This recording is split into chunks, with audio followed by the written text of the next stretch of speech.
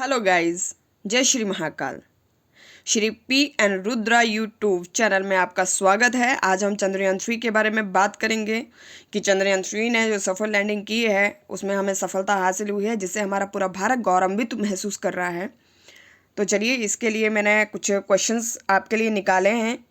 तो शुरू करते हैं। क्वेश्चन नंबर 1, चंद्रयान 3 का उद्देश्य क्या है? तो चंद्रयान की सतह पर सुरक्षित और नरम लैंडिंग का प्रदर्शन करना ही चंद्रयान 3 का उद्देश्य है।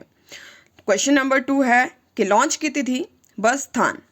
चंद्रयान 3 को 14 जुलाई 2023 को दोपहर 2:35 पे भारत के सतीश धवन अंतरिक्ष केंद्र से लॉन्च किया गया।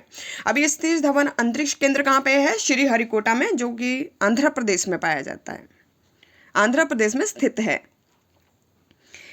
क्वेश्चन नंबर 3 है 23 अगस्त को क्या है? तो 23 अगस्त को राष्ट्रीय अंतरिक्ष दिवस के रूप में मनाया जाएगा। Question number 4, landing. चांद के साउथ पोल पर सफल लैंडिंग की और 24 अगस्त 2023 शाम 6:30 बजे। Question number 5, in situ. मैंने इसमें काफ़ी जगह पढ़ा है कि इन सीटू का प्रयोग किया गया। तो इन सीटू वास्तविकता में क्या है? तो इन सीटू चांद की सतह पर वैज्ञानिक प्रयोगों का संचालन करना। क्वेश्चन नंबर 6, रोवर का नाम है हमारा प्रज्ञान रोवर, और प्रज्ञान रोवर का जो भार है वो 26 किलोग्राम भार है इसका, और 6.5 मीटर इसकी लंबाई है। क्वेश्चन नंबर 7, चांद की सतह पर प्रवेश कब किया? 5 अगस्त 2023 को जो हमारा लैंडर है चंद्रयान 3 ने 5 अगस्त 2023 को चंद्रमा की सतह पर प्रवेश कर लिया था। क्वेश्चन नंबर 8, प्रौद्योगिकाएं क्या हैं इसमें? लैंडर में कई उन्नत प्रौद्योगिकाएं मौजूद हैं, जैसे लेजर, आरएफ आधारित अल्टीमीटर, वेलोसीमीटर और पॉपुलेशन सिस्टम आदि। क्वेश्चन नंबर 9, अब यहाँ पे हमारे पास जो जनरल जानकारी होनी चाहिए कि लैंडर का नाम क्या है। अगर हम देखें तो ऊपर हमारा चंद्रयान 3 का जो मिशन हुआ, सफल हुआ, तो लैंडर का नाम, रोवर का नाम और ऑर्बिटर। तो इसी प्रकार लैंडर का नाम है विक्रम, और विक्रम लैंडर का जो भार है वो 1752 किग्रा है और 4.5 मीटर इसकी लंबाई है। क्वेश्चन नंबर 10, चंद्रयान 3 कैसे काम करेगा? तो महत्वपूर्ण भारतीय अंतरिक्ष मिशन है, तो हमें ये भी पता होना चाहिए कि वो किस तरीके से अपने कार्यों को कंप्लीट करेगा। तो ए पॉइंट है ऑर्बिटर। ऑर्बिटर हमारा क्या करेगा? चंद्रमा की परिक्रमा करेगा और चंद्रमा की सतह और उसके वातावरण का अध्ययन करेगा। सेकंड पॉइंट है विक्रम लैंडर, चंद्रमा की सतह पर उतरेगा। और थर्ड पॉइंट है हमारा विज्ञान रोवर, जो कि चंद्रमा की सतह पर वैज्ञानिक प्रयोग करेगा। क्वेश्चन नंबर 11, इसके लिए हम थोड़ा सा अपडेट्स देते हैं चंद्रयान 3 के लिए कि 22 सितंबर 2023 को क्या हुआ?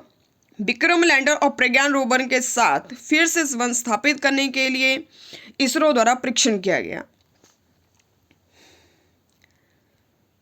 4 सितंबर 2023 में ये स्लीपिंग मोड में आ गया हमारा प्रज्ञान रोवर, और स्लीपिंग मोड में आने का इसका कारण भी था कि ये सोलर सिस्टम से चलने वाला रोवर है। तो चंद्रमा पर 15 दिन के लिए रात, 15 दिन के लिए दिन होता है, तो दिन में तो ये काम करेगा क्योंकि उसको सोलर एनर्जी प्राप्त होती रहेगी। बट क्या है कि जब इसमें रात शुरू हो गई तो ये हमारा स्लीपिंग मोड में आ गया। 29 अगस्त 2023 को ये पता चला कि रोवर ने वहाँ पे सफलतापूर्वक सल्फर, एल्यूमिनियम, कैल्शियम, लोहा, क्रोमियम, टाइटेनियम, मैग्नीज, सिलिकॉन और ऑक्सीजन की खोज की।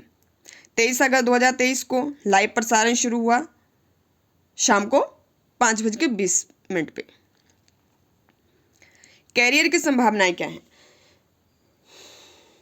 जब भी हम कोई खोज करते हैं या किसी भी क्षेत्र में सफलता हासिल करते हैं तो हम सबसे पहले उसमें कैरियर की संभावनाएं तलाशते हैं। तो इसी प्रकार जो हमारा चंद्रयान 3 है उसमें भी कैरियर की काफ़ी अच्छी संभावनाएं हैं। जैसे विज्ञान के क्षेत्र में आप जा सकते हो, प्रौद्योगिकी के क्षेत्र में जा सकते हैं, इंजीनियरिंग हो गया, गणित के क्षेत्र में आप लोग जा सकते हैं। लॉन्चिंग स्थान जो कि हमने अभी मैंने आपको बताया था कि श्री हरिकोटा आंध्र प्रदेश से इसको लॉन्च किया गया, सतीश धवन अंतरिक्ष केंद्र से। प्रपलेशन मॉड्यूल क्या है इसका? तो 3 से 6 महीने काम करने के लिए डिज़ाइन किया हुआ है।